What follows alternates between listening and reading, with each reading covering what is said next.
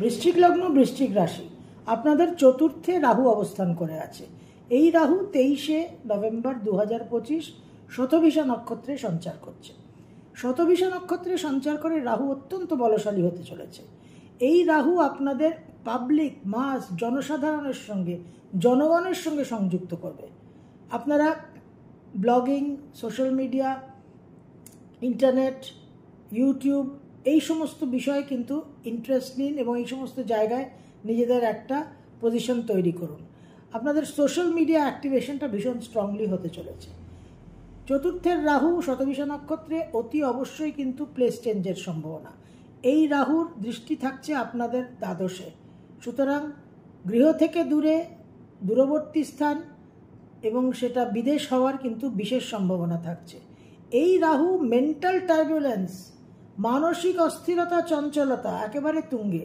ছাত্রছাত্রীদের জন্য কিন্তু পড়াশোনা প্রায় লাটে উঠবে। মনোনিবেশ করা, মনোনিয়োগ করা, অ্যাটেনশন, সিলি মিস্টেক্স সাংঘাতিক বাড়বে। বিশেষভাবে কিন্তু সাবধান হতে হবে।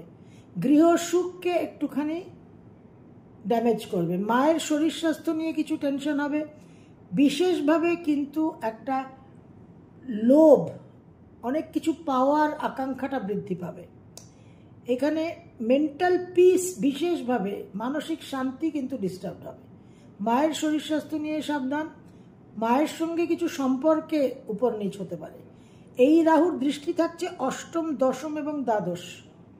অষ্টমে রাহুর দৃষ্টি বিশেষভাবে রিসার্চে যারা আছেন, টেকনোলজিতে যারা আছেন, এআই এমএলএ যারা আছেন, বিদেশে আছেন, তারা বিশেষভাবে ক্যারিয়ার জাম্প দেখবেন, ক্যারিয়ার মাইলস্টোনস ক্রস করবেন।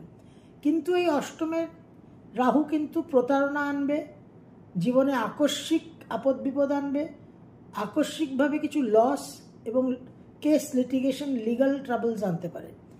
দশমে রাহুর দৃষ্টি অবশ্যই একটা career change, job change, career change, এই জায়গাগুলো বুঝে শুনে কিন্তু আপনাদের করতে হবে। এবং দ্বাদশেও রাহুর দৃষ্টি, প্রচুর এক্সপেন্স, প্রচুর ট্রাভেল এবং বিদেশ যাত্রা। এই রাহু বিশেষভাবে কিন্তু অ্যাক্টিভ থাকছে। এবং ফোর্থের রাহু, এবং একটা সময় কিন্তু এই রাহুর সঙ্গে মঙ্গল যুক্ত হবে 2026-এ। তখন আপনাদের জন্য একটা বিশেষ চ্যালেঞ্জ, সেগুলো নিয়ে আমরা আলাদা আলোচনা করব। কিন্তু এই রাহুকে কন্ট্রোল করতে হবে with discipline, structure and focus. এবং রাহুর ডিপোজিটার লর্ড শনি কিন্তু পঞ্চমে আছে, সুতরাং প্রারব্ধের ফল অবশ্যই পাবেন।